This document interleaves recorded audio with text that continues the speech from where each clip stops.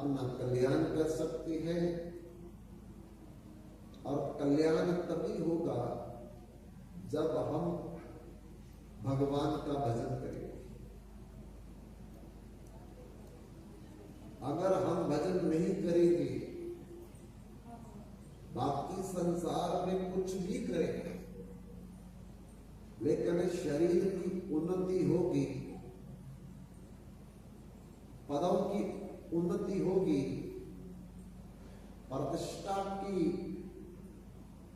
प्राप्ति हो सकती है, लेकिन आवागमन का चक्कर नहीं छूट सकता।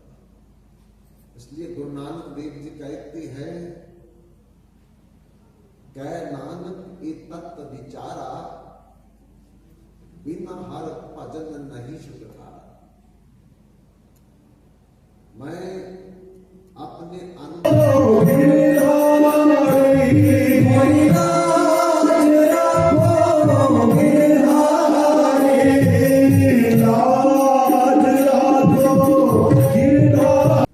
भले वो दान करे, पुण्य करे, परोपकार करे, ये हम लोगों को उन्नति दे सकते हैं, अच्छे लोगों की प्राप्ति करवा सकते हैं, लेकिन जन्म मरण नहीं खत्म कर सकते। भवरूपी संसार से पार नहीं कर सकते, जन्म मृत्यु से बाहर नहीं कर सकते। उसको करने के लिए हमको भजन करना पड़ेगा परमात्मा, और वो भजन किस प्रकार से किया जाए ताकि वो परमात्मा हम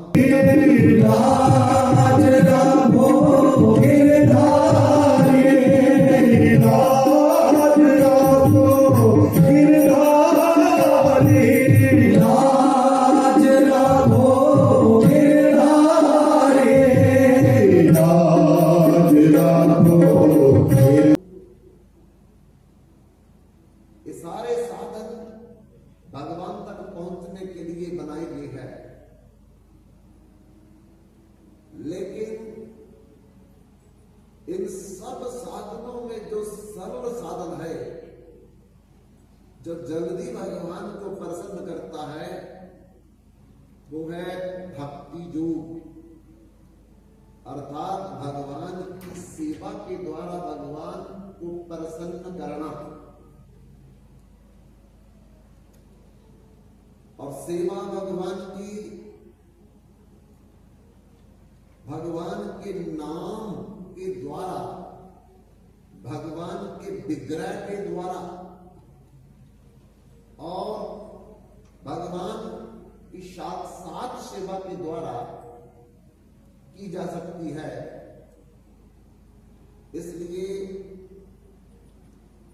नाम, विग्रह, स्वरूप तीनों एक रूप, तीनों वेद नहीं, तीनों चिदानंद रूप। भगवान स्वयं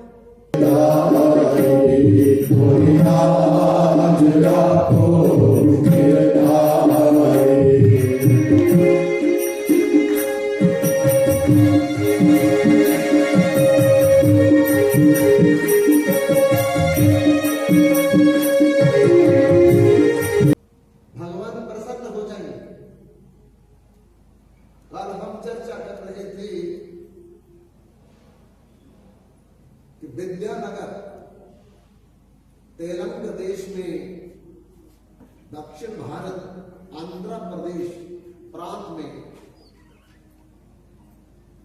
एक ब्राह्मणों की बस्ती थी, और उसी ब्राह्मणों की बस्ती में एक परिवार था, वेंकट भट्ट, जिसके 4 पुत्र थे, एक कन्या थी। चारों पुत्रों के वेंकट भट्ट ने विवाह कर दिए, बहुएं घर आ गई, लेकिन सबसे छोटी कन्या थी माधवी, चिंता रहती थी वेंकट भट्ट को कि कन्यादान हो जाए, तब मैं संसारिक कार्यों से निवृत्त होकर के भगवान का भजन करूंगा। लेकिन बहुत खोज करने के बाद भी जब माधवी कन्या के लिए उपयुक्त वर न मिला, तो अपना वयोवृद्ध शरीर देख करके एक दिन अपने चारों पुत्रों को बुला करके कहा कि पुत्रों, मेरा शरीर अभी वृद्ध हो रहा है। मैं चाहता था कि मेरे रहते रहते मेरी कन्या का विवाह हो जाए, पर अभी तक कोई उपयुक्त वर नहीं मिला। पर मैं अभी समझता हूं कि जब तक वर न मिले, मैं कुछ तीर्थ यात्रा करना चाहता हूं। आप में से कोई मेरे साथ चले, अकेला मैं नहीं जा पाऊंगा। एक एक पुत्र ने जवाब दे दिया कि पिताजी, अब हमारा अपना परिवार है, उनको देखना पड़ता है, हमारा अपना अपना व्यापार है, उसको भी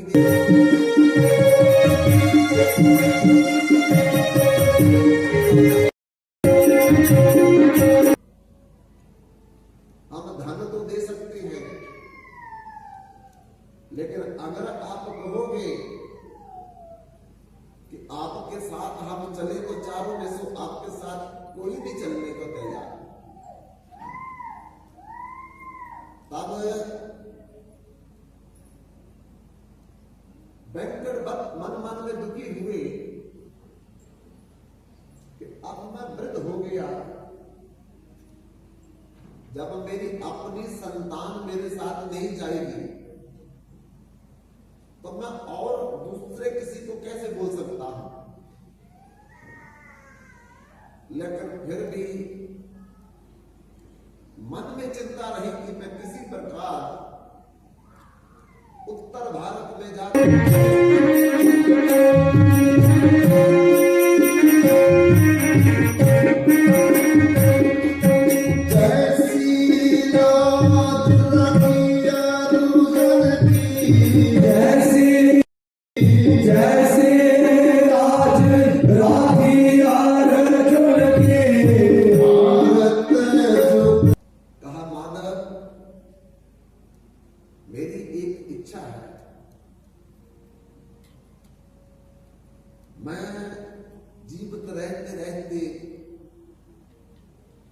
उत्तर भारत के तीर्थ धामों का दर्शन करना चाहता हूं।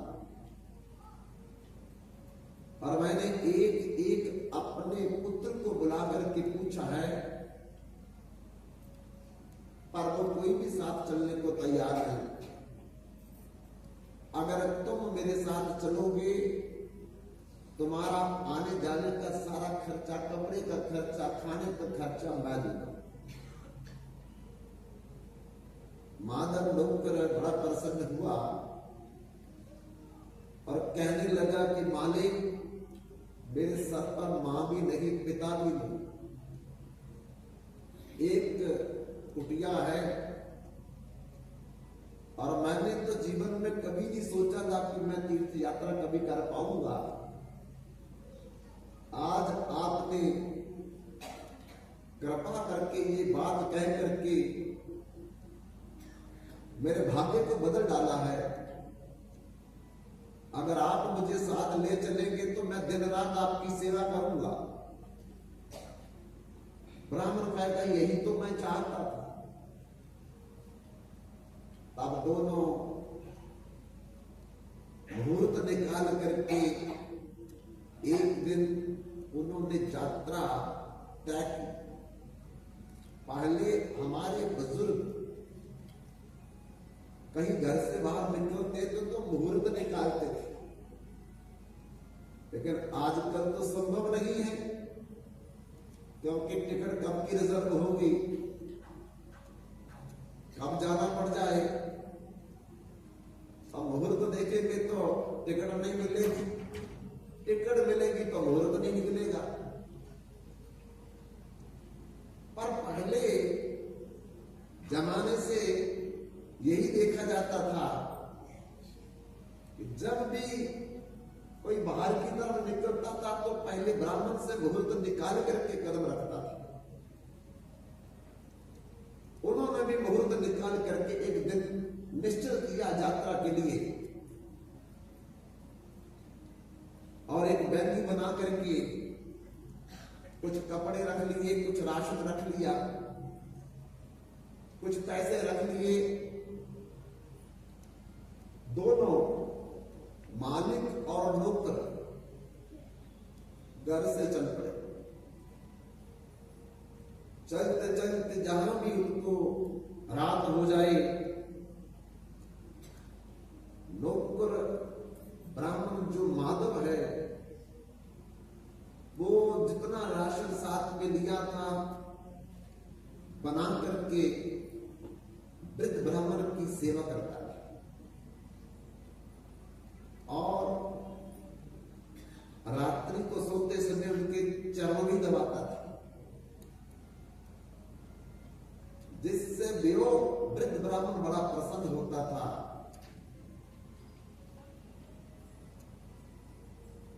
चार धाम की यात्रा की उन्होंने, पैदल चल करके जमुनोत्री, गंगोत्री, केदारनाथ, बद्रीनाथ,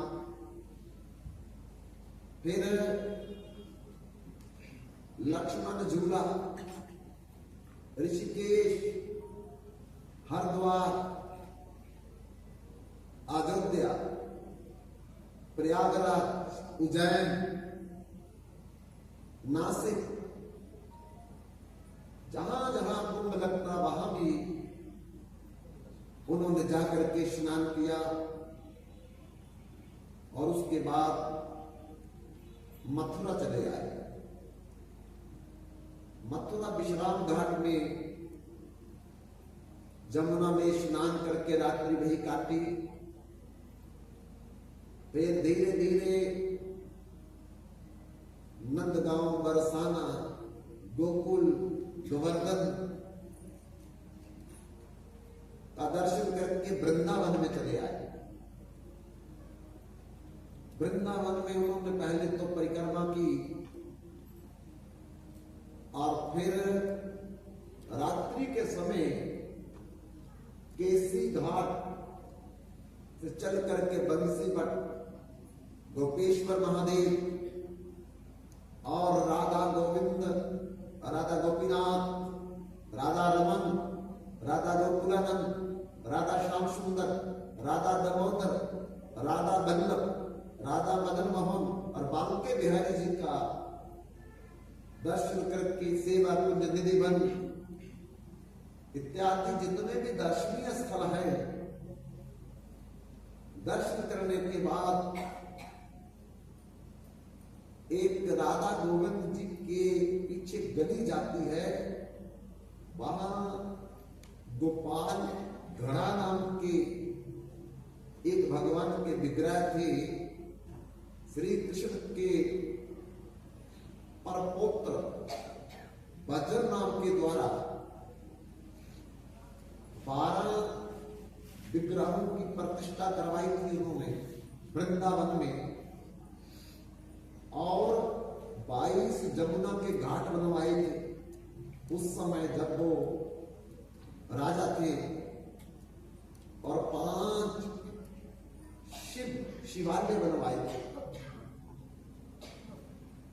उन्हीं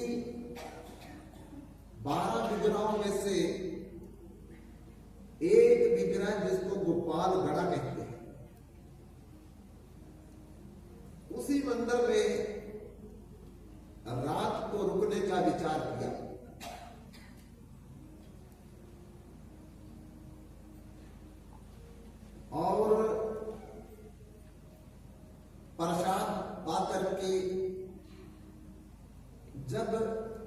माधव अपने मालिक की चरण सेवा करने लगा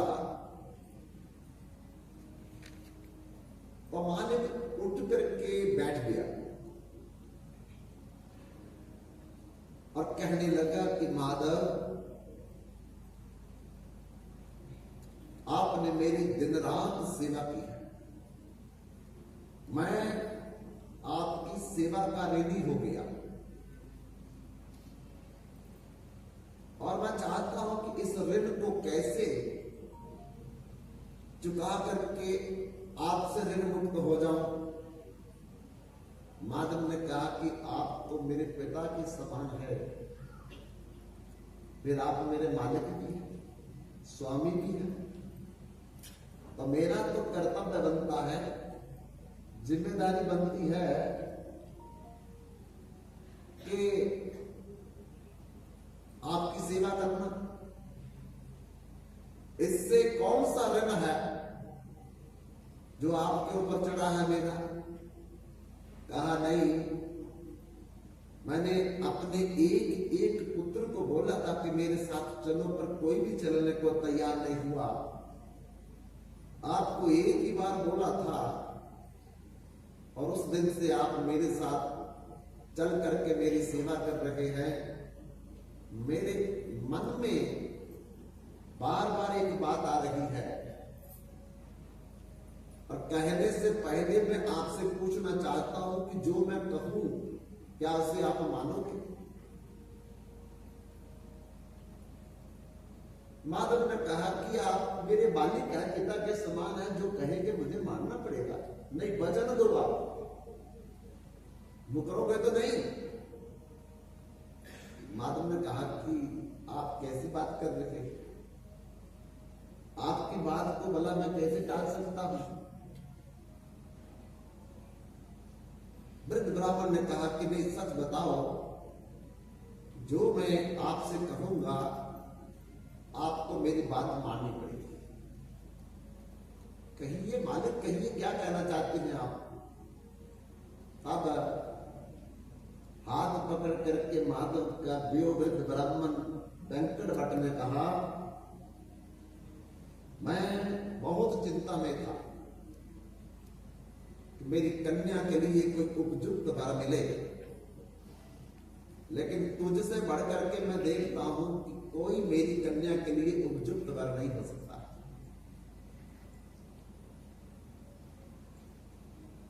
इतना कहना था वृद्ध ब्राह्मण के द्वारा माधव के पांव से जमीन फिसल गई। कहा, मालिक, कहा आप कुलीन ब्राह्मण, अमीर ब्राह्मण, पढ़े लिखे ब्राह्मण, कहा मेरा अपना घर भी नहीं, सर पर माता की छाया नहीं, पिता की छाया नहीं है,